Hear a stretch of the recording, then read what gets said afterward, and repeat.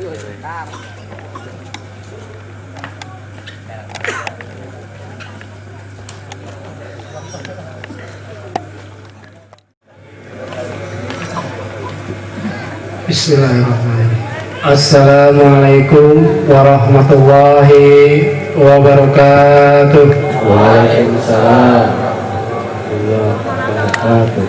Bismillahirrahmanirrahim. Alhamdulillah wa syukurillah.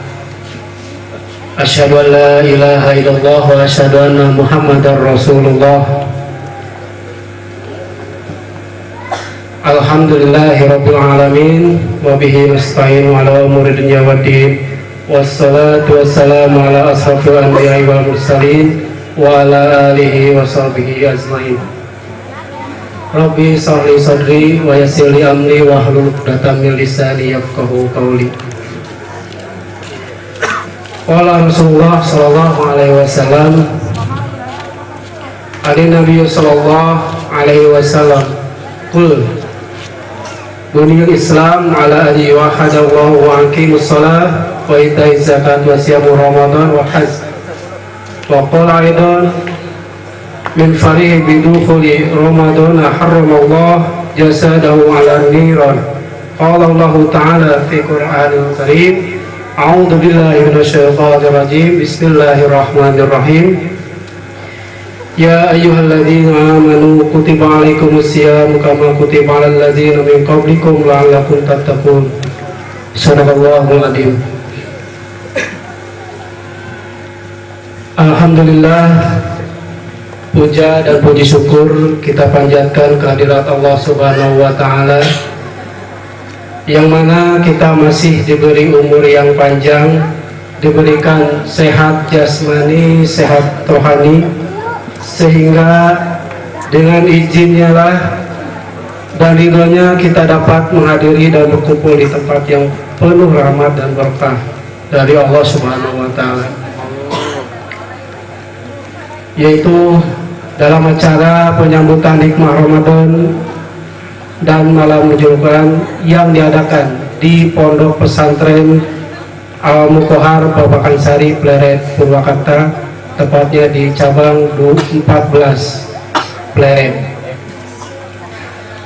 Salawat serta salam semoga tetap terlimpah curahkan kepada Nabi akhir zaman, baginda alam habibana wa nabiyana Muhammad sallallahu alaihi wasallam, beserta keluarga, para sahabat dan orang yang mengikuti petunjuknya.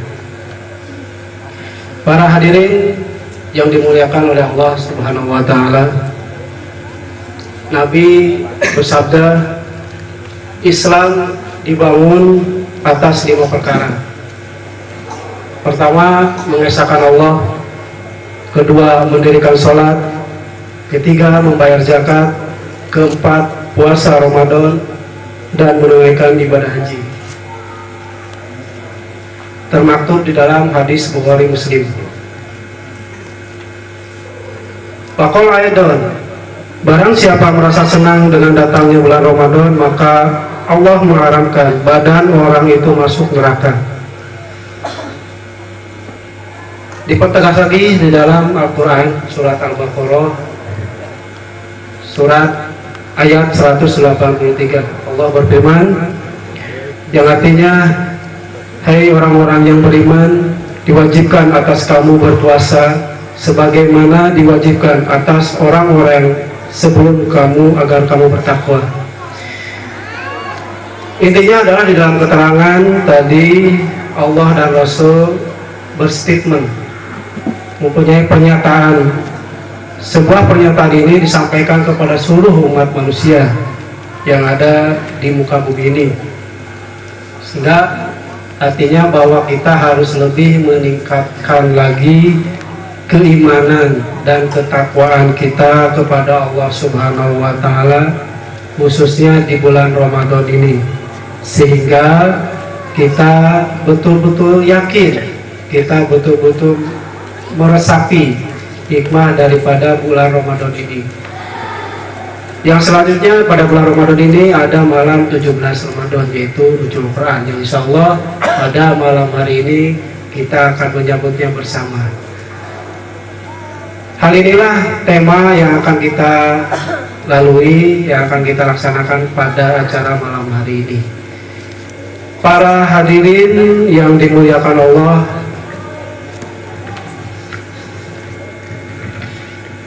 perkenankanlah saya selaku pembicara membawakan atau membacakan beberapa susunan acara yang akan kita lalui pada malam hari ini dari awal sampai akhir. Semoga kita bisa melaksanakannya dengan baik. Yang pertama adalah pembukaan, yang kedua pembacaan kalam ilahi, yang ketiga pembacaan sholawat, yang keempat pembacaan deklamasi. Di antaranya adalah renungan karunia ilahi, renungan Ramadan, renungan taubatan nasuha atau yang disebut dengan renungan akhlak. Yang kelima adalah sambutan.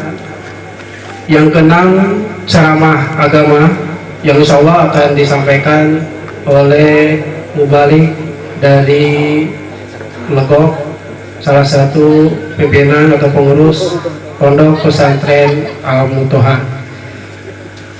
Yang ketujuh adalah istirahat. Yang kedelapan istighosah tawasulan yang nanti akan langsung dipimpin oleh pimpinan Pondok Pesantren Terbuka Darul Alam. Yang kesembilan adalah tutup doa. Yang 10 silaturahmi atau musyafaah. Baiklah, untuk lebih lanjutnya lagi, demi terlaksananya acara ini, kita bisa meresapinya, kita bisa memahaminya lebih dalam. Marilah kita buka acara malam nuzul Quran dan penyambutan hikmah Ramadan dengan pembacaan umum Quran. Ibarakatuh bukan Al-Fatihah.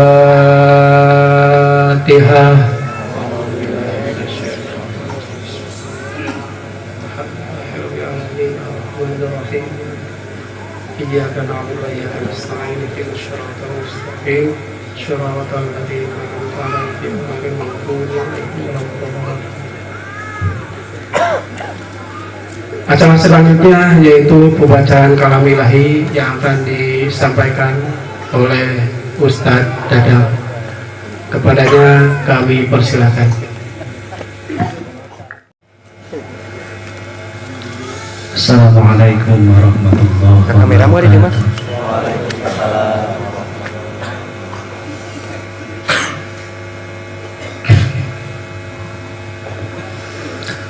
A'udzu billahi minasy syaithanir rajim.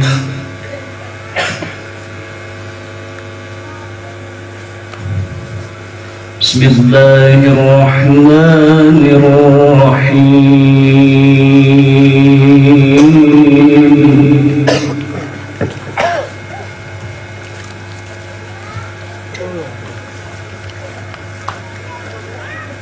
Ya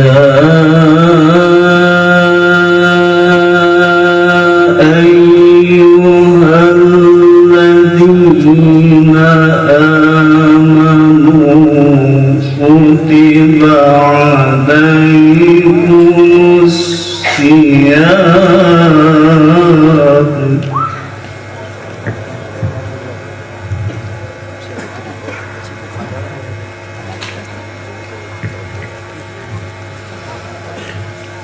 kutiba alaikumus siyamu kama kutiba alal ladzina min qablikum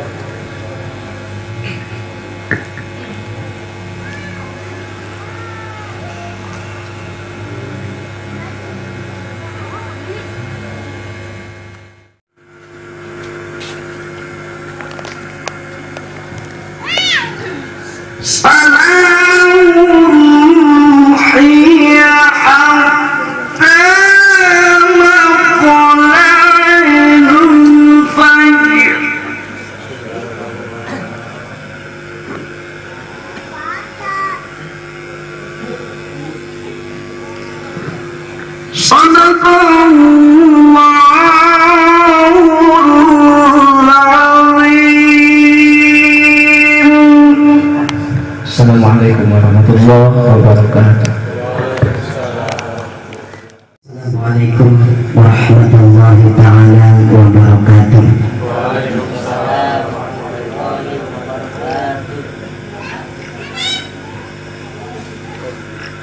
أعوذ بالله من الشيطان الرجيم.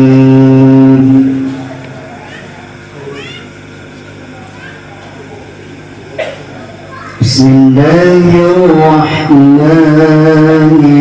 الرحيم.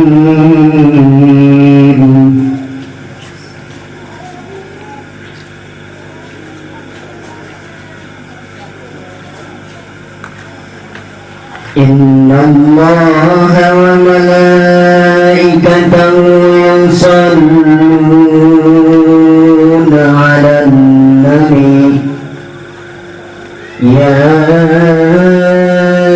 أيها الذين آمنوا صلوا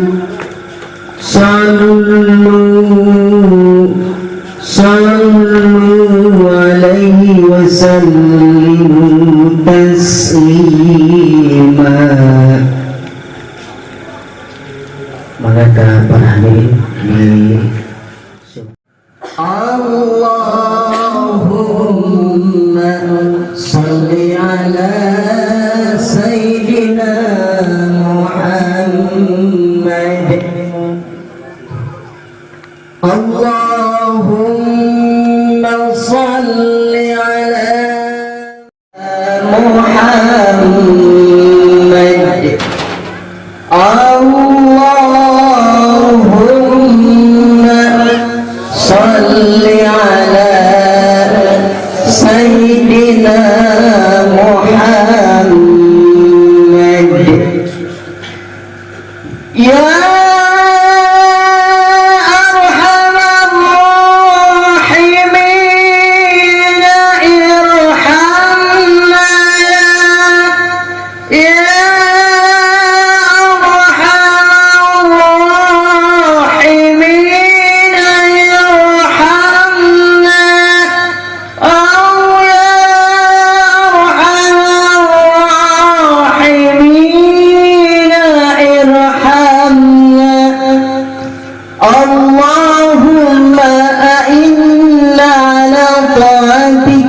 شكرك ونضابك وعلى الكاملين جمعا توفنا اللهم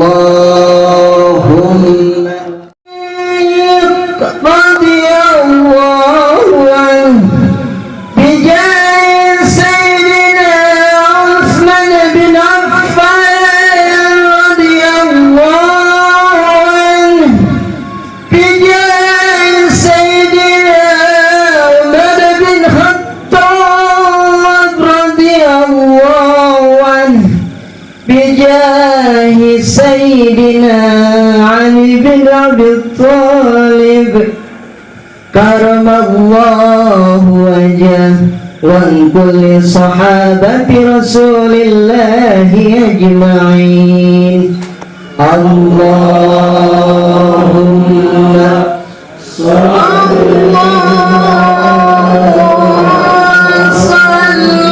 على محمد. اللهم صل على سيدنا محمد.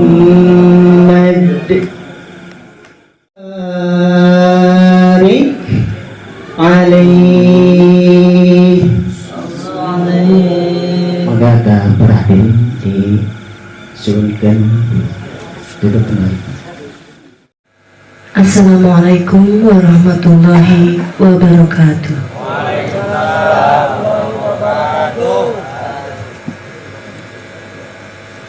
Renungan Ramadan. Hampir saja berlalu Ramadan yang kita cintai. Beberapa hari lagi kita sebagai mukminin muminat si kaya, si miskin, si pangkat, dan kaum melarat yang saat ini melaksanakan puasa Ramadan. Sesaat lagi akan meninggalkan bulan suci yang penuh rahmah, maghfirah, dan kita akan memasuki satu hari di mana manusia kembali ke fitrah. Hai mukminin mukminat, berbahagialah bagi hamba Allah yang tahan uji dengan haus, lapar. Hebatlah bagi hamba Allah yang mampu mengolah diri dan nafsu dari godaan dan jebakan, sehingga puasamu tidak batal. Diuji sehingga diri tidak berzina, berjudi, menghasut, mencari kesalahan orang lain, memfitnah, dan berbuat dosa yang lainnya. Namun hasil gemblengan Ramadan ini, mampukah di bulan Syawal sampai Ramadan yang akan datang sebagai hamba Allah tidak berbuat maksiat? Tidak, si iblis tak tinggal diam, mulai menggoda manusia lagi agar merusak kembali kefitrian yang telah diraihnya di bulan Syawal. Si iblis merekayasa bagaimana pemimpin melakukan korupsi dan menindas kaum lemah lagi, pedagang menipu lagi, provokator menghasut lagi, dan si iblis merekayasa bagaimana pemimpin umat beragama salah paham, berebut kebenaran ajaran, merasa diri paling benar. Intinya, tujuan iblis kembali merusak hasil ujian di bulan Ramadan ini, agar terjerumus ke dalam jurang kehancuran dan di yaumil akhir menjadi penghuni neraka jahanam segolongan dengan iblis. Bagi manusia yang tertipu oleh tipu daya iblis, iblis tertawa gembira terbahak-bahak. Hahaha, manusia. Ramadan ya Ramadan, wahai hamba Allah, pertahankanlah amal yang telah kita raih. Pertahankanlah kefitrahan yang telah Allah berikan sampai Ramadan tahun depan. Jangan dihiasi dengan kemaksiatan lagi. Wahai sahabatku, Ramadan tahun lalu teman kita, sahabat kita, masih bersama-sama dengan kita, tapi Ramadan ini tidak bersama lagi, entah karena ia telah wafat, sakit, dan telah melupakan silaturahmi. Maka dari itulah, alangkah ruginya orang yang tidak tamat puasanya, bocor puasanya, entah sengaja ataupun tidak. Siapa tahu Allah Ta'ala tidak mempercayai hidup kita sampai Ramadan tahun depan. Ya Allah, alangkah tipisnya iman kami, alangkah besarnya dosa hamba. Kami merasa tidak mampu menjalankan berpuasa 30 hari mengikuti perintah-Mu. Ya Allah, kami semua malam ini bersimpuh di hadapan-Mu, Mohon ampun atas dosa yang telah kami perbuat di masa lalu dan sekarang. Tidak ada yang tahu dosa kami, hanya Engkau ya Allah. Ramadan ya Ramadan, Ramadan ya Ramadan. Assalamualaikum warahmatullahi wabarakatuh. Warahmatullahi wabarakatuh.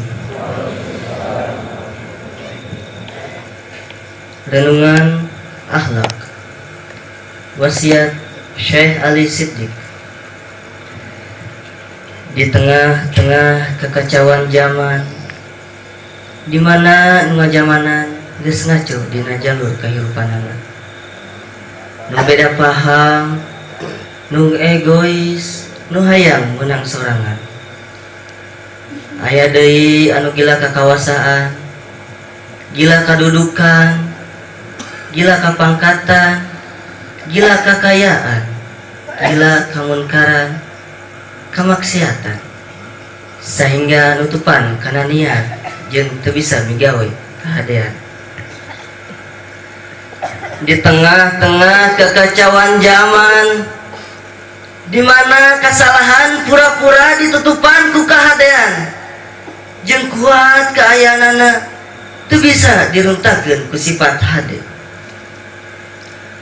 Di mana akhlak goreng, hianat, sombong, anarkis, nyaliara dina dirina sorangan, ngalimpudan sifat hade jeung akhlak benerna.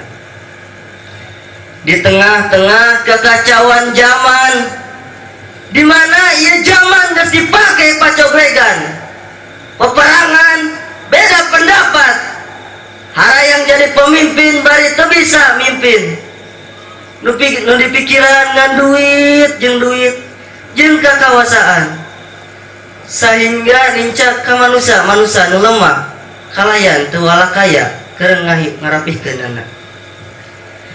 Maka lahir pesantren terbuka Darul Akhlak nu dibawa ku Syekh Ali Siddiq. Keur mareman akhlak nu kurang hade, hianat, fitnah, papaseaan, sombong, takabur, hayang menang sorangan, hirup asa benar, batur salilana salah. Kalayan mareman akhlak gila kakawasaan, gila kadudukan, gila kepangkatan, gila harta, supaya ngabogaan akhlak mulia lir mulyana Kangjeng Rasul Muhammad sallallahu alaihi wasallam. Nyatana sabar, sadar, amanah, fatona, siddiq, sinareng tabligh. Hei jalma-jalma sakabeh, hayu urang bareng eling yen dawuhan Allah, kullu nafsin za'iqatul maut. Yen sakabeh awak-awakan anu hirup bakal maut. Hirup moal 100 tahun, hirup moal abadi. Hei jalma-jalma sakabeh, hayu urang bareng eling ka Allah nu Maha Suci ku jalan taat jeung bakti, ngajalankeun nu diparentahna. Kalayan hayu urang bareng ninggalkeun nu dilarang ku mantena, supaya urang teu ngudak nu semu, nu mantap garuntakeun akhlak laku lampah urang sorangan. Kalayan hayu urang cicing dina kalanggengan keabadian, dina jalan takwa, nyatana jalan anu dipikarido ku Allah subhanahu wa ta'ala.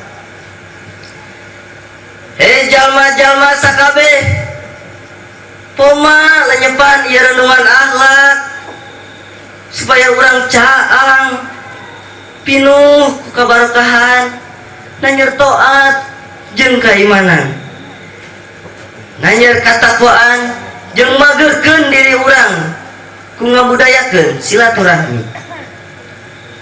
Pesantren terbuka Darul Akhlak ngaranna silaturahmi menjadi tujuan anak. Hampura baraya urang nusalah tinggal lima kehadian anak supaya diri urang sakabe tetap rukun ngahiji ngokohkeun bangsa negara jeung agama dina ridona Allah Subhanahu wa taala. Penyandang amanah Kiai Haji Deni SAS Wijaya. Assalamualaikum warahmatullahi wabarakatuh.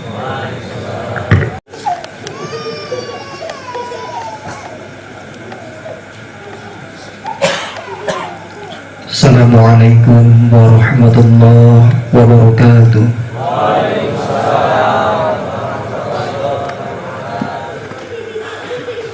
Renungan karunia ilahi wasiat Syekh Ali Siddiq. Di tengah-tengah kekacauan zaman, di mana nu ngajamanan geus ngaco dina jalur kehidupan nana, nu beda paham, nu egois, nu hayang menang sorangan, aya deui nu gila kakawasaan jeung gila kadudukan, sehingga nutupan kana niat benerna. Di tengah-tengah kekacauan zaman, di mana kesalahan aya dina jero kehadean, di mana kesalahan kuat keayaanana teu bisa direntangkeun ku sifat hade, di mana akhlak goreng, khianat nyaliara dina diri manusia nungges ngaliput nutupan sifat akhlak benerna. Maka lahir pancaran sinar karunia ilmu ilahi, mubarisnya angan jeung marman akhlak anu kurang hade, sifat sulit dina diri, sifat sombong, takabur, sarakah, nu bakal ngarusak dina diri urang sorangan. Hei jalma-jalma sakabe, hayu urang bareng eling ka ilahi Rabbimu maha suci, supaya urang sarerea tenuda keayaan anu semu, nu mantap ngaruntangkeun akhlak laku lampah urang sorangan. Tapi hayu urang babarengan cicing dina kalanggengan, dina keabadian, nyatana jalan anu dipikarido ku Allah Subhanahu wa ta'ala. Hei jalma-jalma sakabeh, pamalenyepan ieu renungan ku aranjeun supaya hate urang kacaangan ku gemburna ilmu, kalayan timu ku barokah nu bakal nanjurkeun keimanan, katakwaan jeung mageukeun diri urang sakabeh ku budaya silaturahmi nu jadi tujuan ieu paguron. Hampura baraya urang nu salah tingali kehadianana supaya diri orang sakabe tetap rukun ngahiji. Penyandang amanah Kiai Haji Deni SAS Wijaya. Wassalamualaikum warahmatullahi wabarakatuh. Assalamualaikum warahmatullahi wabarakatuh.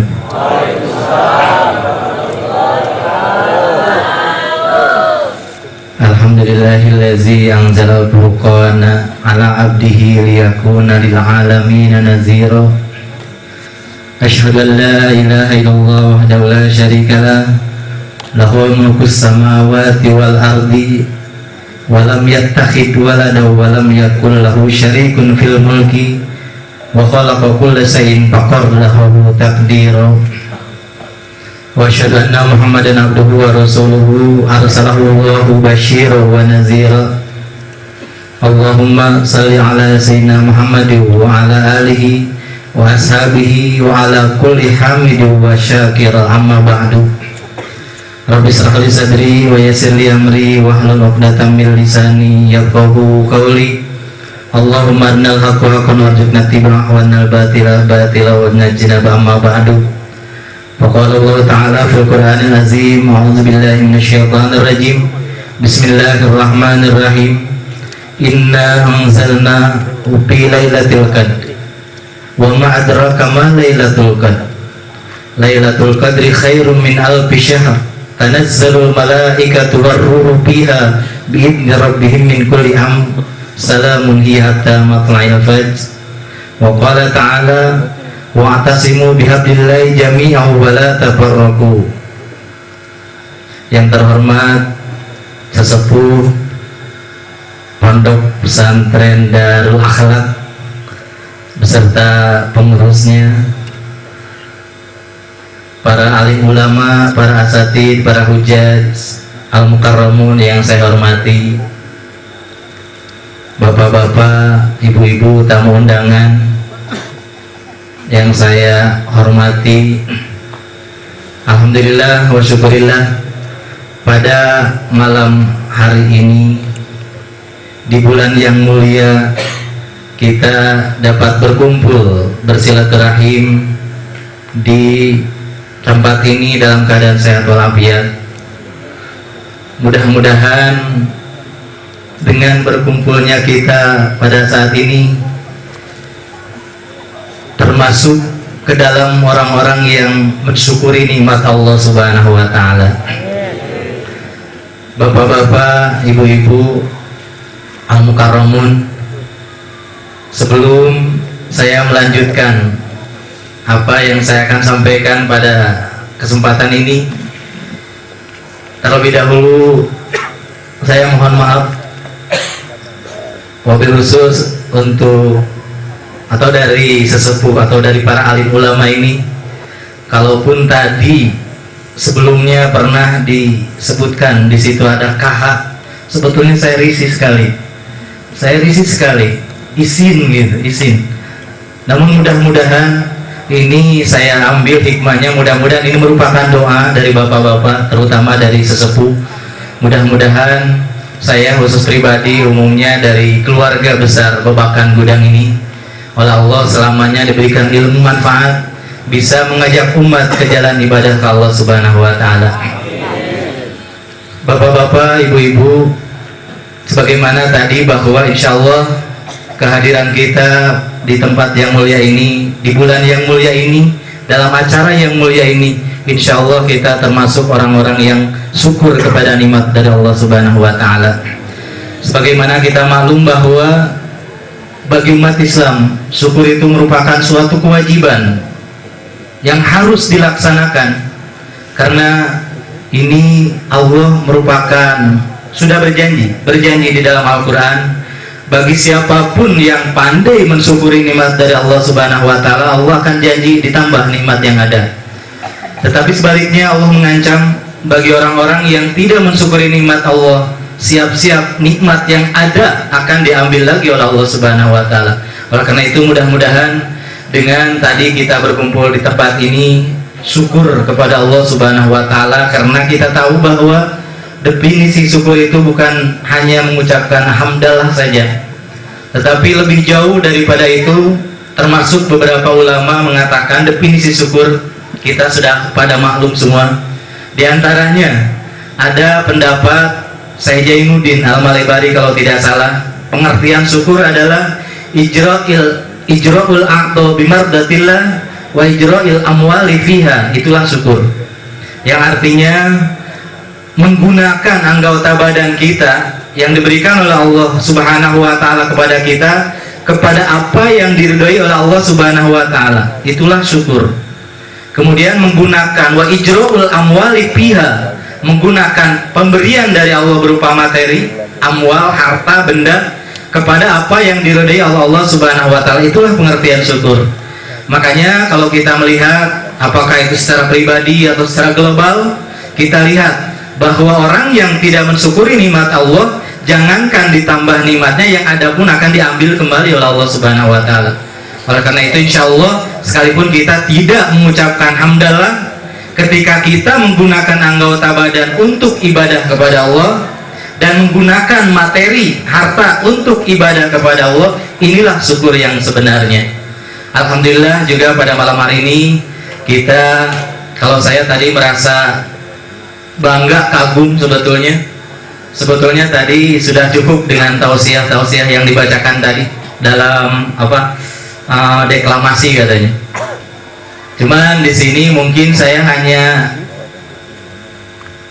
memohon doa barangkali. Mudah-mudahan karena saya juga bagian dari keluarga di sini, mudah-mudahan ini Allah memberikan atau mengabulkan kepada doa-doa kita. Mudah-mudahan kita diberikan kekuatan untuk melaksanakan amanah dari Allah Subhanahu wa taala. Inilah Islam.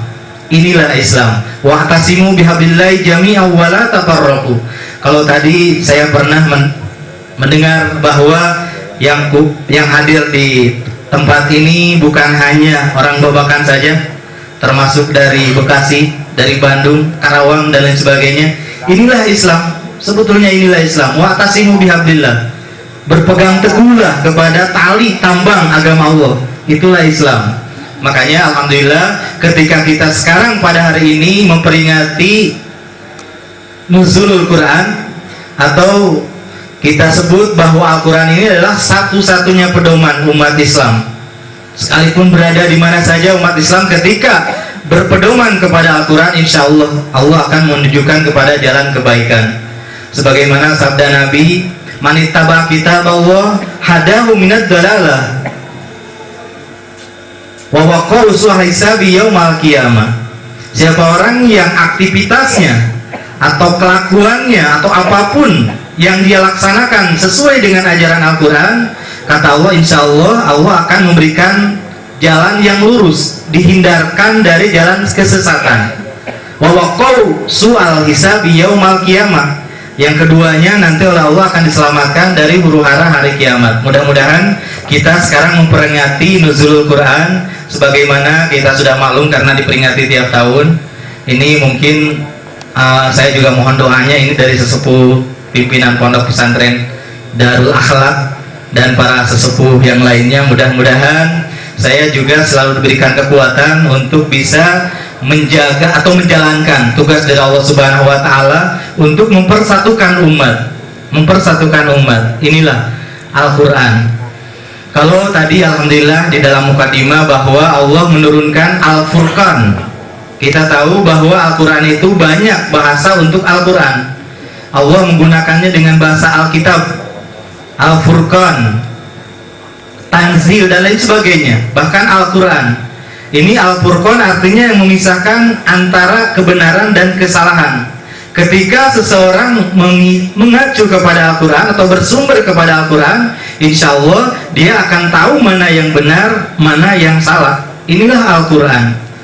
Kemudian Allah turunkan kepada Nabi Muhammad SAW di abdihi liyakuna lil alamina nazira, supaya Nabi Muhammad memberikan peringatan dengan Al-Quran ini kepada umatnya, terutama kepada kita. Alhamdulillah kita oleh Allah diberikan hidayah taufik. Sebagaimana kita maklum bahwa pemberian dari Allah itu sangat banyak sekali. Nikmat yang diberikan Allah kepada kita sangat banyak sekali. Oleh karena itu insya Allah dari sekian banyak nikmat, yang paling berharga, yang paling bernilai tinggi adalah nikmat iman Islam. Oleh karena itu kita patut bersyukur kepada Allah dan jaga jangan sampai iman kita itu tertinggal di alam dunia ketika kita menghadapi Allah Subhanahu wa taala. Ini adalah kalau tadi saya mendengar bahwa alhamdulillah untuk jamaah pengajian di sini alhamdulillah tidak ada henti-hentinya sampai detik ini masih konsisten untuk melaksanakan pengajian. Karena bagaimanapun bahwa pengajian ini adalah sangat penting untuk kita. Kalau saya melihat bahwa kalau jasmani kita memerlukan makanan, sebaliknya rohani pun sama, lebih membutuhkan makanan. Kalau kita melihat seseorang tidak makan, itu akan lemes jasmaninya ini. Begitupun ketika rohani tidak diisi makanan, itu akan lemes. Kalau mungkin dari bapak-bapak pernah meneliti kekuatan jasmani ketika tidak diberikan makanan, berapa hari kekuatannya? Sabaraha dinten kinten tak? Jasmani upami tadi paparinan tuang itu 2 hari giat non-stop 48 jam tidak makan tidak minum, lulus sigana teh, lulus tah. Tapi tetap masih ayat Nabi panginten, cuma sekalipun lulus ya. Itulah jasmani. Jasmani kalau 2 hari saja akan lemes. Kalau rohani kata Nabi kekuatannya cuma 3 hari. Jadi kalau rohani seseorang 3 hari tidak dimasuki makanan rohani, makanya kalau di Peleret ada istilah, kalau di pengajian mungkin cenah orang santapan jasmani sebelumnya santapan rohani dulu cenah gitu. Kalau di Peleret biasanya seperti itu tak. Nah ini santapan makanan itu kata Nabi kekuatan rohani itu hanya 3 hari saja, bahkan 3 hari sudah fatal. Bagaimana kalau lebih 3 hari tidak diberi penerangan agama? Dalam hadis kata Nabi, malam yadhul ala qalbi mu'minin salah satu ayyamin mau'idatan mata qalbuhu.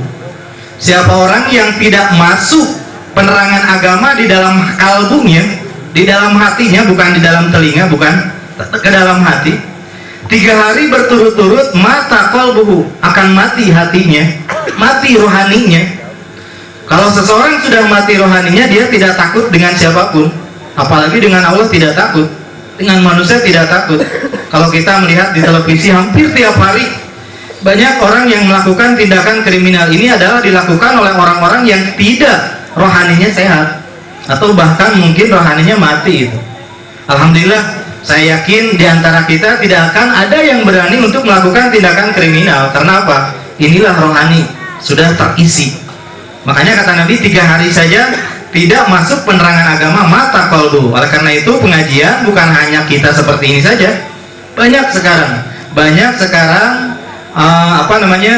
penerangan-penerangan yang kita bisa terima dari sumber manapun. Bisa saja, apakah itu dengan cara membaca atau dengan cara melihat televisi, cuman tetap kita harus punya filter Al-Furqan tadi, mana yang baik, mana yang tidak baik. Karena Nabi sudah memberikan antisipasi kepada kita bahwa hati-hatilah, Islam di akhir zaman itu akan berpecah belah. Kalau tadi saya mendengar dari tausiah sesepuh dari Bandung ya, isinya itu memang sekarang banyak yang katanya sumbernya Islam tapi padahal sudah bukan Islam lagi. Padahal kalau kata Nabi bahwa Islam itu adalah memang harus seperti ini, harus seperti ini. Dari Karawang, dari Bekasi, dari Bandung bersatu, inilah seharusnya secara global, bukan hanya milik jamaah dari sini saja. Sebetulnya seperti ini Islam itu.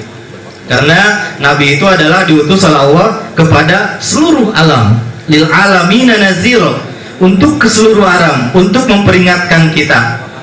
Karena kalau kita tidak diingatkan, mungkin kita tidak akan ingat gitu. Makanya kalau tadi alhamdulillah pada kesempatan ini kita bisa melaksanakan peringatan nuzulul Quran, peringatan turunnya Al-Quran.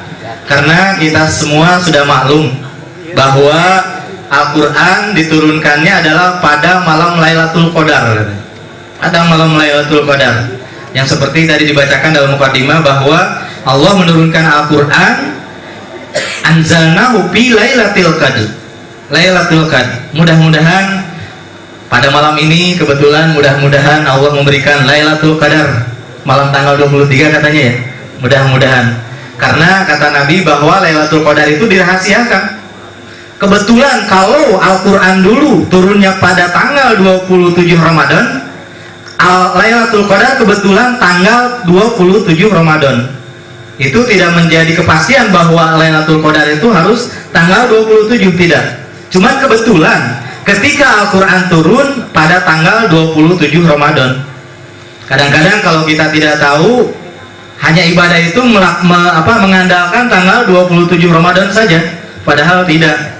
Kata Nabi, Lailatul Qadar itu adalah ada di 10 terakhir, tanggal yang ganjil katanya. Biasanya kata sahabat bahwa Nabi itu ibadahnya giat dari mulai Ramadan sampai akhir giat. Cuman ketika 10 akhir Nabi lebih giat lagi, karena untuk mengintip, nah istilah orang pelayanan mengintip cenah gitu. Ngintip malam Lailatul Qadar. Mancang. Karena Lailatul Qadar itu adalah nilainya satu malam saja khairum min alfi syahrin. Lebih baik daripada 1000 bulan. 1000 bulan, kita bayangkan 1000 bulan. Kalau ditahunkan saja kurang lebih mungkin 83,4 bulan, kurang lebih. Sehingga ketika seseorang menghasilkan ibadah di malam Lailatul Qadar, berarti lebih baik daripada ibadah 83 tahun lebih. Bagaimana tidak beruntung itu kalau orang menghasilkan nilai ibadah di Lailatul Qadar.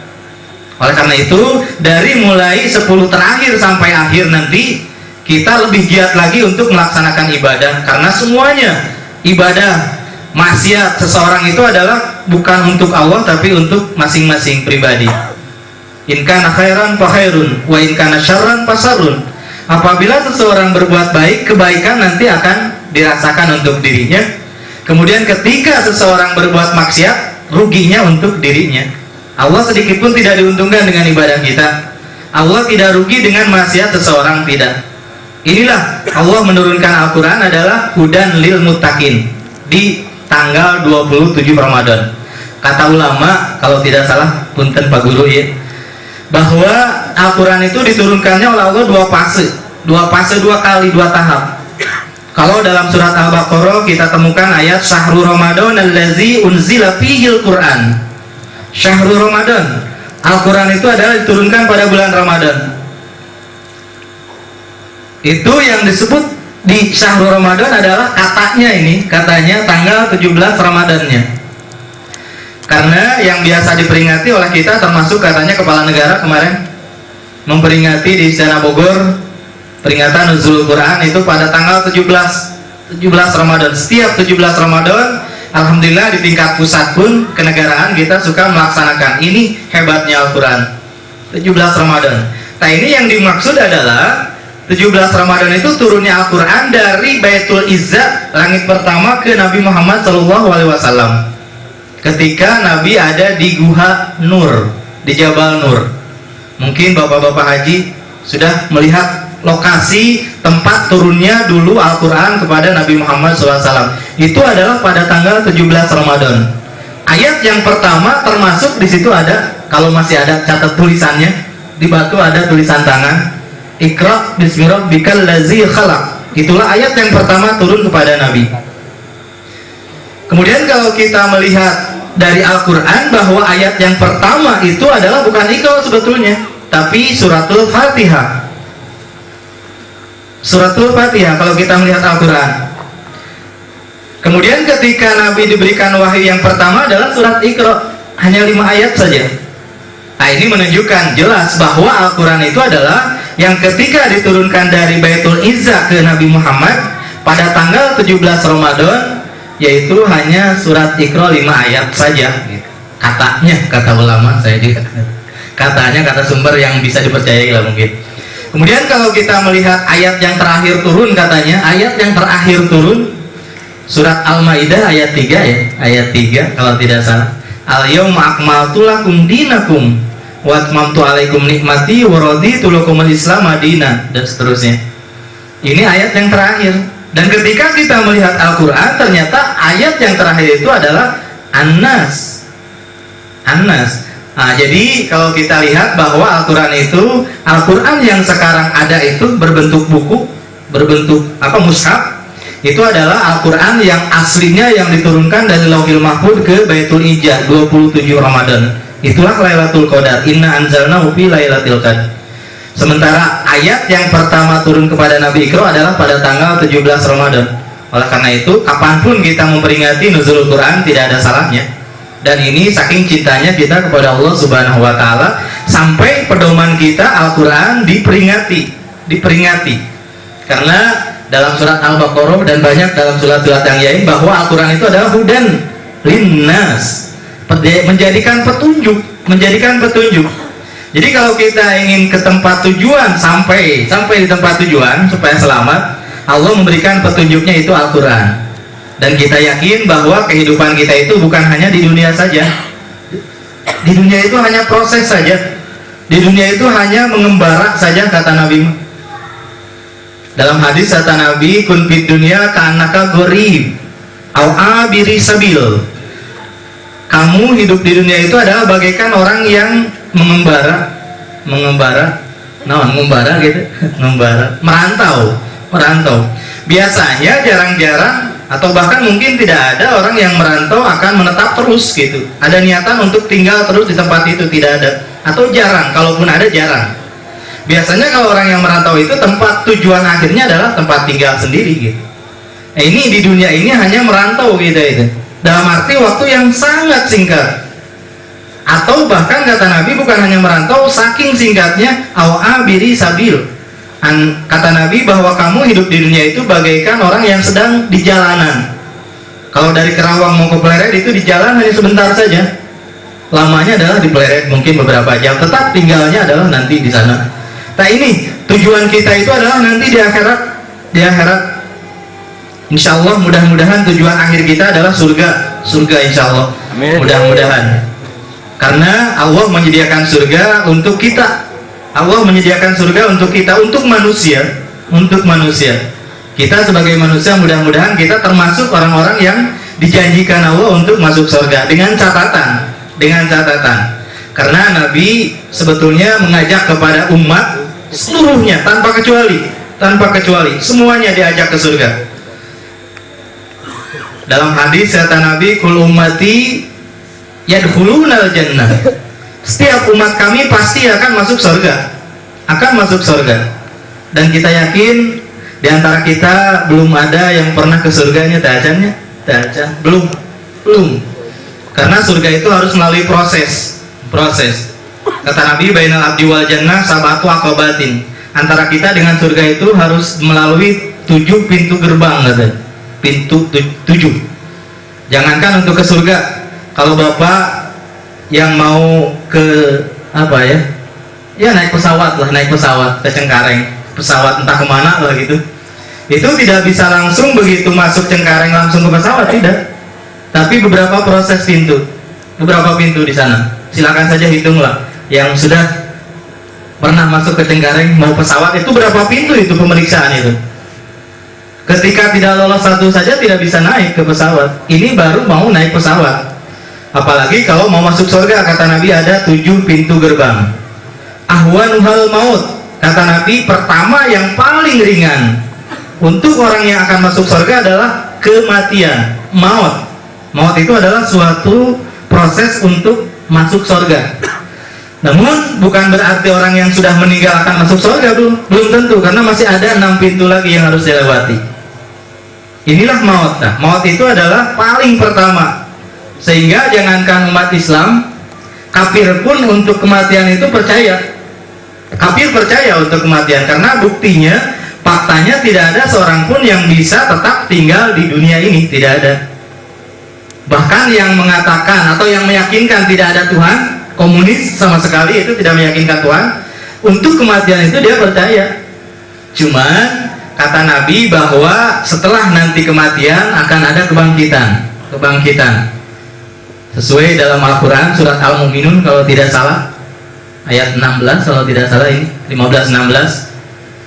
Summa innakum yaumal qiyamati tub'atsun. Yang sebelumnya adalah ini ayat menerangkan tentang proses manusia. Proses manusia sama, dari segumpal sperma terus berubah menjadi manusia, itu sama itu. Cuman kata Nabi, summa innakum ba'da dzalika lamayitun. Itu Al-Quran itu. Kata Allah ya, kata Al-Quran. Summa innakum ba'da dzalika, kemudian kamu setelah sekarang ada di alam dunia ini, lamayitun, yakin kamu akan mati. Inilah yang menyebabkan bahwa semua manusia yakin akan mati. Tapi summa innakum yaumal qiyamati tub'atsun. Nanti setelah kamu mati akan dibangkitkan. Ini banyak yang tidak percaya. Kadang-kadang bukan hanya orang kafir, termasuk katanya ada sebagian keluarga kita atau saudara kita yang umat Islam tapi tidak mempercayai akan dibangkitkannya nanti dalam kubur untuk dihisab amal kita. Inilah proses untuk masuk surga. Tadi kata Nabi bahwa semua umat kami akan masuk surga. Kullu ummati yadkhulunal jannah illa man aba. kecuali orang yang tidak mau masuk surga. Kecuali yang tidak mau tidak masuk surga. Kemudian kita berpikir apakah ada orangnya yang tidak mau masuk surga, kan gitu. Ayah mau jaminan alimun ke surga. Saya yakin tidak ada itu. Tidak ada. Jangankan kita, orang kafir saja sudah lebih pede lagi dia akan masuk surga. Padahal ibadah ente, kan gitu. Dia lebih pede lagi. Padahal kata Nabi, orang yang tidak mau tidak. Mana yang dimaksud orang tidak mau?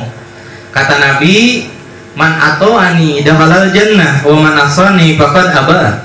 Siapa orang yang taat, yang mengikuti kami, ini kami Nabi, petunjuknya Al-Quran, faqad aba.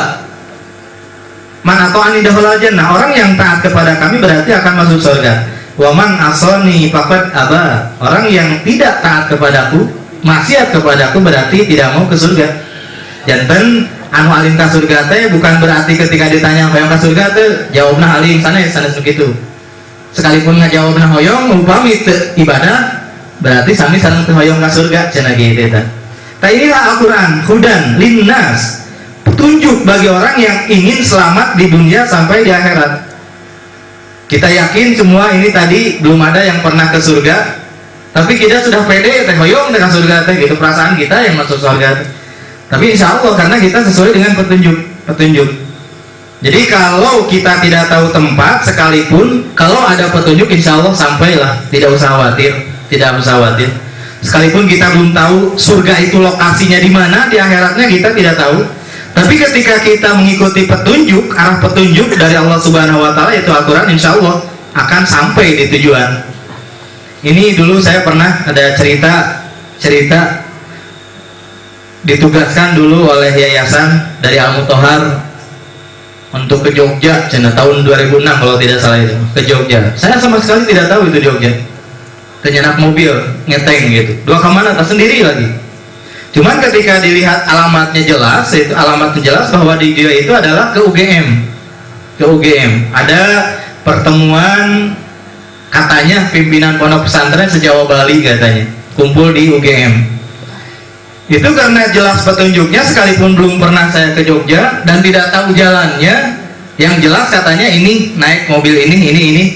Alhamdulillah ketika mengikuti arah petunjuk, sekalipun kita tidak tahu asal lokasinya, alhamdulillah sampai di tujuan. Inilah kita bayangkan bahwa ke surga pun sekalipun kita belum tahu lokasinya, kalau kita mengikuti arah petunjuk Al-Quran, insya Allah akan sampai di tempat tujuan. Alhamdulillah kita bersyukur kepada Allah pada malam hari ini sedang memperingati nuzulul Quran. Kita ini mungkin mahabbah ya mungkin, atau cinta kepada Allah Subhanahu Wa Taala.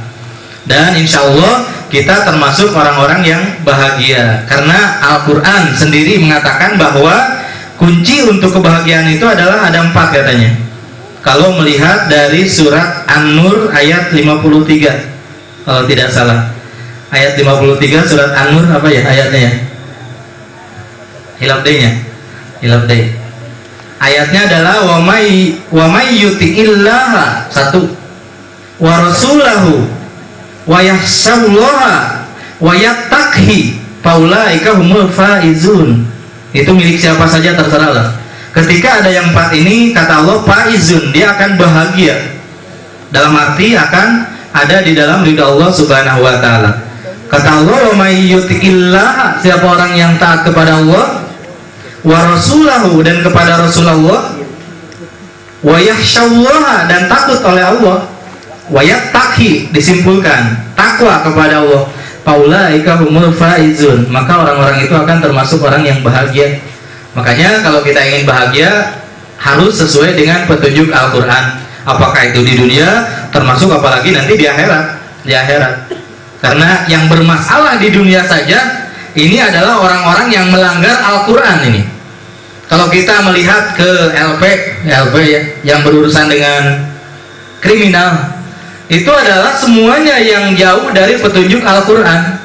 Karena orang-orang yang sesuai dengan petunjuk Al-Quran tidak akan terlibat di dalam kemaksiatan atau tindakan kriminal, tidak akan ada. Ini Al-Quran ini, Al-Furqan tadi.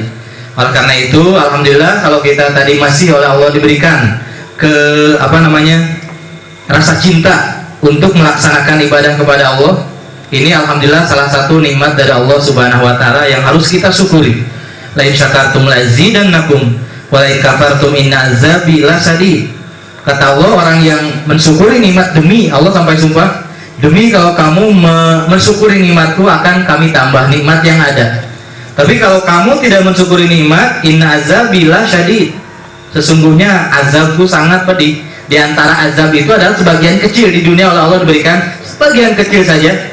Ketika seseorang diberikan nikmat kemudian diambil, itu katanya sakit, itu katanya sakit. Ketika ada seseorang mengumpulkan harta banyak kemudian tidak disyukuri oleh Allah diambil, itu sakit katanya.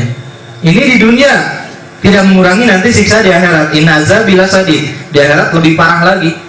Oleh karena itu tadi syukur itu adalah kita gunakan apapun yang diberikan oleh Allah kepada kita untuk ibadah kepada Allah Subhanahu wa taala. Dan jangan sekali-kali kita nikmat dari Allah itu dipakai maksiat, berarti kufur nikmat ya teman, kufur nikmat.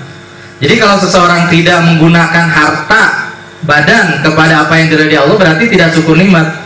Apalagi kalau dipakai maksiat, itu adalah kufur nikmat. Inna azabi lasyadid, diantaranya adalah untuk itu. Para bapak, para ibu, para sepuh sadayana, bahwa kalau kita melihat proses turunnya Al-Quran, kalau tidak salah turunnya dari kalau dari Lauhil Mahfudnya ke Baitul Izzah tadi sekaligus merupakan satu mushaf. Kemudian dari Baitul Izzah tadi oleh Allah diturunkan melalui malaikat Jibril kepada Nabi Muhammad secara berturut secara beransur dalam waktu kurang lebih 23 tahun, katanya disesuaikan dengan situasi dan kondisi ketika itu. Al-Quran diturunkannya. Kemudian kalau kita melihat ayat terakhir yang turun, katanya ayat terakhir turun sedikit saja barangkali ini. Bilingkin sebuah dilebat panglarasnya sebuah.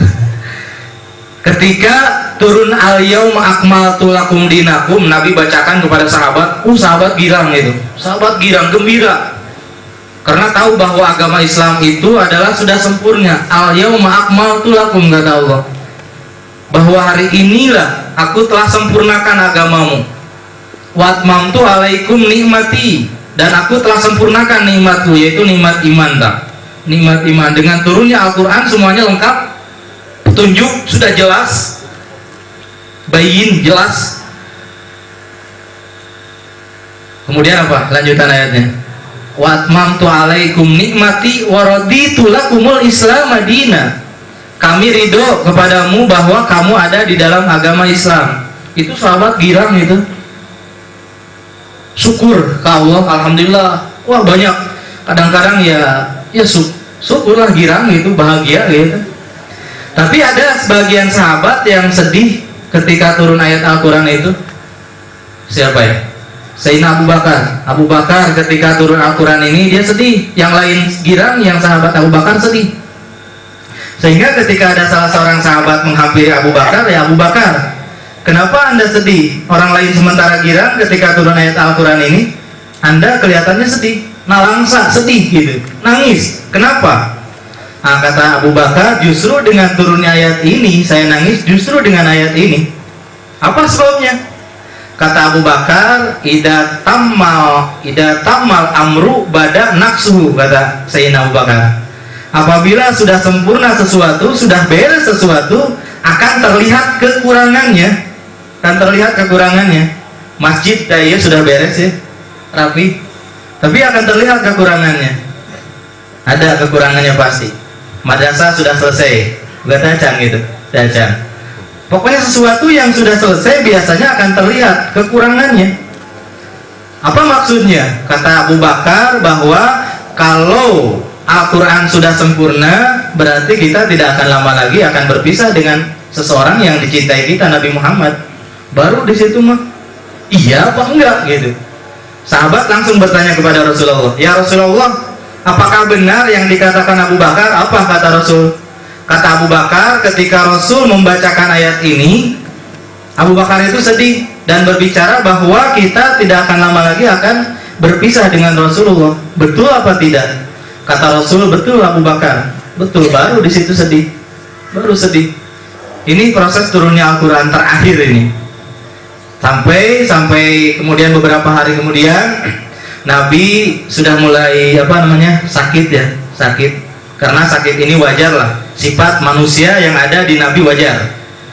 Jadi sifat yang mungkin di Rasul itu adalah a'radul basyariyah ya, arad basyariyah.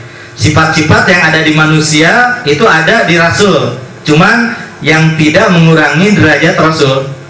Sekalipun sifat manusia kalau memang mengurangi derajat Rasul itu tidak mustahil di Rasul. Seperti mana?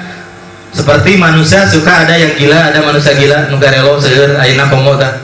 Harga sembako naik garelo cenah gitu. Aya nu teu janten pejabat gelo geuning seueur tah. Itu jalmi, sifat jalmi. Tapi untuk Rasul mustahil gila seperti itu. Tapi selain sifat-sifat yang tidak mengurangi kerasulan, itu sifat manusia ada di Rasul, termasuk Rasul sakit. Rasul sakit itu mungkin. Ketika Rasul menjelang mau wafat itu sakit, bahkan katanya sampai tidak kuat ke masjid itu, tidak kuat ke masjid. Prosesnya lumayan beberapa hari lama itu. Ketika Rasul sakit, setelah turun Al-Quran yang tadi terakhir, Rasul pernah berbicara kepada para sahabat, wahai sahabat dikumpulkan, siapa di antara kalian yang punya masalah dengan saya atau pernah saya menzolimi kalian, silahkan acungkan tangan, saya akan memohon maaf. Saya akan meminta maaf. Saya akan meminta maaf. Karena saya yakin di akhirat itu minta maaf tidak berguna lagi. Tidak berguna lagi. Jadi saya akan gunakan waktu ketika saya ada di dunia akan meminta maaf apabila di antara kalian ada yang pernah teraniaya oleh saya. Sahabat diam. Karena Rasul tidak mungkin katanya. Rasul itu bijak. Diam. Ketika diam itu ada salah seorang sahabat yang mengacungkan tangan karena Rasul memaksa. Sok cenah di antara anjeun saha nu pernah didolim ku kaula? Apakah itu sengaja atau tidak? Kalau sengaja mah saya tidak mungkin. Kalau tidak sengaja mungkin. Sok saha cenah cari cing keneh wae. Cari cing. Rasul beberapa kali mengingatkan, saya tidak mau nanti didakwa di akhirat, saya tidak mau. Saya ingin sekarang katanya. Saya ingin sekarang. Karena dari hadis yang tadi kata Nabi bahwa proses manusia akan surga itu adalah ada 7, termasuk terakhir. Bukan terakhir ya, yang paling berat untuk orang yang akan masuk surga itu adalah ta'alluqul mazlum bizzalimi baina yadaillah. Jadi yang terberat bagi orang yang akan masuk surga itu adalah ketika manusia punya masalah di dunia belum diselesaikan di dunia. Ini yang paling berat. Kata Nabi nanti harus diselesaikan di sana. Harus diselesaikan di sana. Harus dibayar. Sementara untuk membayarnya adalah amal perbuatan kita ini, amal baik kita. Ketika amal yang baiknya tidak ada, sementara masalahnya masih ada, katanya dosa yang lain dipindahkan. Itu yang paling berat. Makanya kata Nabi, saya ingin bebas sekarang, jangan sampai terbawa ke akhirat. Karena mendesak Nabi, ada salah seorang sahabat mengacungkan tangan, ya Rasulullah, barangkali yang lain juga kaget. Ini berani-beraninya ini orang. Berani-beraninya padahal memaafkan tuh gitu. Ya Rasulullah, saya pernah katanya, ketika mau perang, kebetulan kuda saya itu ke depan. Ketika dibariskan sopnya, ketika itu saya ada ke depan kudanya. Saya pernah digebuk katanya, dipukul dada saya oleh Rasul. Sekarang bagaimana inginnya? Saya ingin membalas, karena kata Rasul, siapa yang punya masalah balas sekarang. Saya akan membalas. Kata sahabat, sahabat sudah kaget. Ini berani-beraninya orang ini seperti ini. Ketika Rasul memerintahkan, kalau tidak salah ke Sayyidina Ali katanya, tolong ambilkan cemeti, naonnya cemeti itu, pecut pemukul, ambil dari rumah, diambilkan ke rumah. Siti Fatimah kaget, butuh apa katanya, ini Rasul padahal dalam keadaan sedang sakit ini, untuk apa? Kata Sayyidina Ali, sekarang Rasul akan dikisos katanya, akan dibalas. Dulu pernah memukul, sekarang ada sahabat yang menuntut ingin memukul, makanya saya ambil ini. Kata Siti Fatimah, mohon jangan Rasul, saya saja. Kalau memang orang itu akan membalas Rasul, balas saja saya, karena ketika membalas saya berarti sama dengan membalas Rasul katanya. Kata sahabat yang ini, yang tadi, dia tidak mau. Abu Bakar saja sudah siap untuk menjadi pengganti. Sayyidina Umar dan lain sebagainya menjadi pengganti untuk dikisos. Dia tidak mau, ingin ke Rasul. Nah, ketika disampaikan, ketika dikasihkan si pecutnya, kepada sahabat itu, sok silahkan kata Rasul, sekarang di hadapan saksi ini, bahwa supaya nanti saya ketika kembali kepada Allah Subhanahu wa Ta'ala tidak ada masalah lagi. Sahabat yang sedang memegang pecut ini, ya Rasulullah, maaf, ketika dulu Rasul memukul saya, kalau tidak salah saya tidak memakai baju, kebetulan tidak memakai baju. Maksudnya apa? Nah, saya pun sekarang memukul Rasul itu ingin tidak memakai baju Rasul dilaan. Itu sahabat sudah takut ya, sudah khawatir. Bahkan Sayyidina Abu Bakar termasuk Siti Fatimah juga menjerit takut. Ini berani-beraninya tadi orang. Nah, ketika itu silakan. Ini prosesnya lama ini disingkatkan saja gitu. Lama.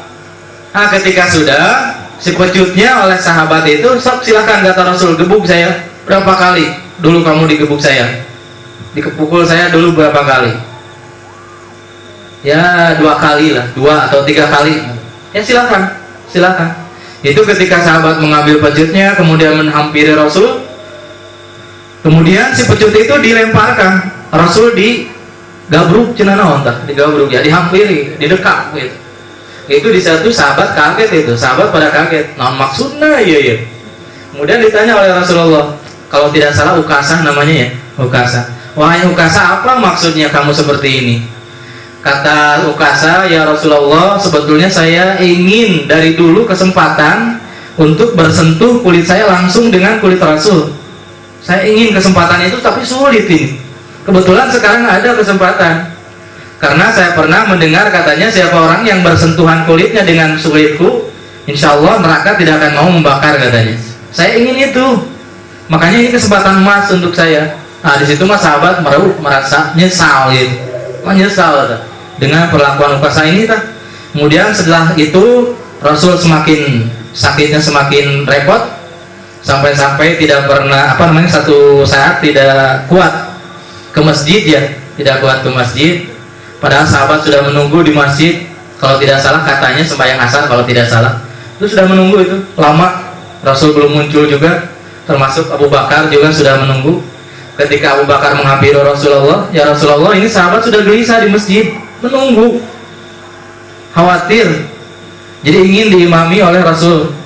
Nah, Rasul terpaksa ketika sedang sakit kepada Abu Bakar, tolong saya pegang di papak Rasul oleh Abu Bakar dan Sayyidina Ali kalau tidak salah itu ke masjid.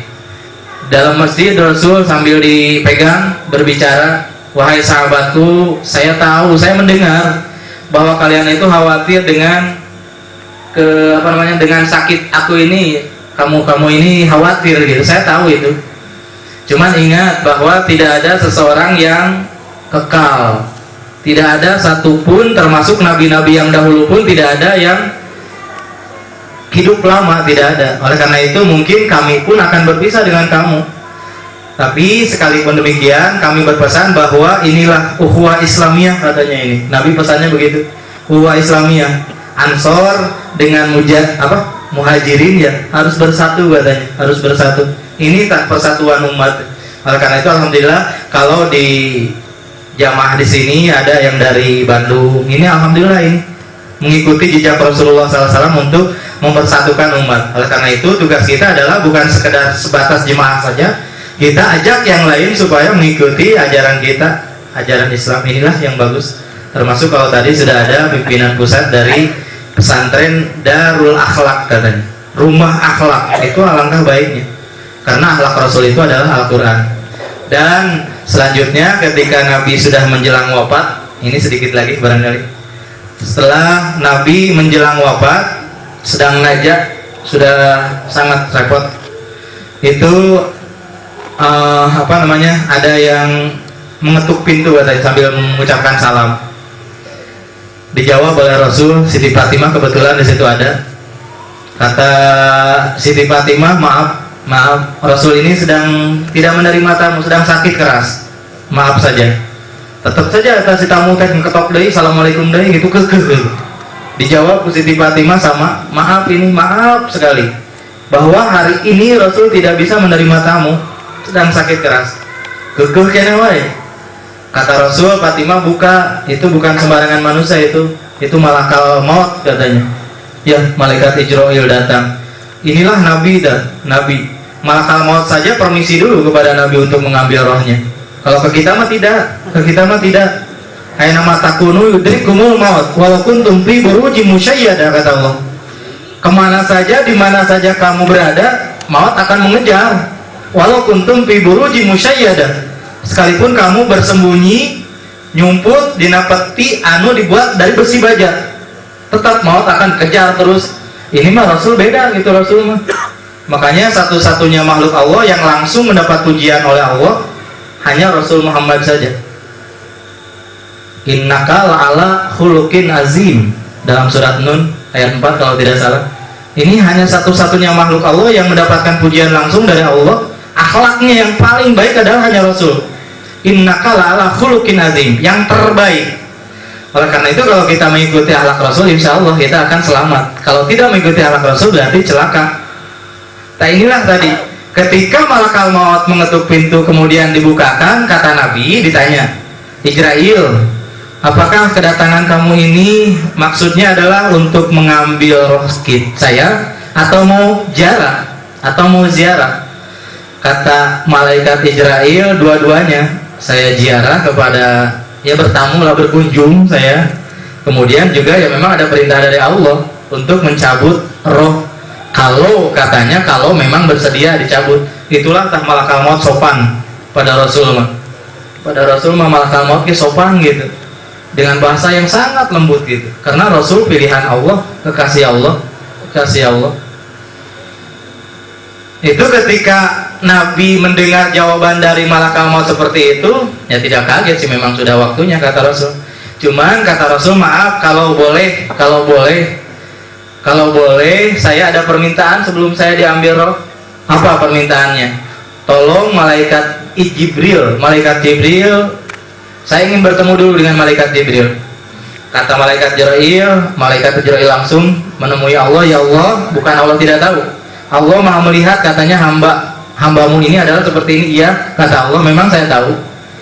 Ingin bertemu dengan malaikat Jibril. Bejakeun ka Jibril tuh tepungan jeneng Muhammad. Dia ingin bertemu gitu. Ketika malaikat Jibril bertemu Nabi Muhammad, Nabi Muhammad katanya berkata kepada malaikat Jibril, mohon sampaikan kepada Allah, apakah tugas saya ini sudah semuanya beres atau masih ada? Saya khawatir ada tugas yang dari Allah belum saya sampaikan. Malaikat Jibril lapor kepada Allah, bukan berarti Allah tadi tidak tahu. Kata malaikat Jibril, ya Allah, ini hambamu ini adalah berbicara seperti ini. Ya, kata Allah bahwa sudah tidak ada lagi tugas untuk kamu, sudah beres. Nah, kalau di situ baru malakal maut menyambut roh kanjeng Nabi. Itulah hebatnya Nabi itu. Makanya alangkah untungnya kita ada hidup di zaman Nabi Muhammad SAW, umat yang terakhir, tapi nanti dihisabnya akan dahulu, katanya gitu. Ini adalah untuk umat-umat yang taat kepada Rasulullah SAW. Rupanya barangkali naon misalnya ngebaceo pami di peleret mah abdi teh gitu nuju ngabaceo punten ka sepuh para punten gitu abdi hapunten bisa nih nuju diajar nyarios pedahna pun mamang we gitu tah pun paman tadi sok cenah diajar maneh cenah gitu tah atuh nya kapaksa we teh biasa kayak gitu. Jadi maksudna husnudon abdi mudah-mudahan didoakeun ku sadayana terutama ku sepuh, mudah-mudahan abdi khususnya tiasa menjalankan tugas dari Allah Subhanahu wa taala untuk mengajak umat kepada jalan yang diridhai Allah Subhanahu wa taala. Dan kita pun mudah-mudahan dengan peringatan nuzul Quran ini Allah selalu memberikan petunjuk kepada kita sehingga kita selamat di dunia juga nanti sampai tujuan akhir di akhirat. Kurang lebihnya mohon maaf anu nembe nu salahna mah nu lepatna sadayana eta ti kabodohan abdi Bapak punten bisa pami kaleresan upami teh mah aya nu saena eta mah sudah yakin dari agama. Barangkali itulah, karena mungkin nanti bapak-bapak akan istirahat barangkali atau ada acara yang lebih penting daripada ini. Mudah-mudahan yang intinya segala amal ibadah kita oleh Allah diterima. Amin. Kemudian segala kesalahan kita oleh Allah diampuni. Dan kita selalu dipelihara oleh Allah dari berbagai musibah, terutama musibah agama. Kalaupun kemarin ada musibah katanya di Jawa Barat, gempa, itu dibandingkan musibah agama jauh lebih besar musibah agama. Jadi kalau ada orang yang tidak puasa, orang yang tidak sholat, itu dibandingkan dengan kemarin yang hancur rumahnya, itu masih kecil itu. masih kecil, jadi masih besar dosa atau musibah besar tidak puasa dan tidak sholat. Oleh karena itu mudah-mudahan sekali lagi Allah selalu memberikan hidayah taufik. Kurang lebihnya mohon maaf. Bila itu berkata, assalamualaikum warahmatullahi wabarakatuh. Waalaikumsalam.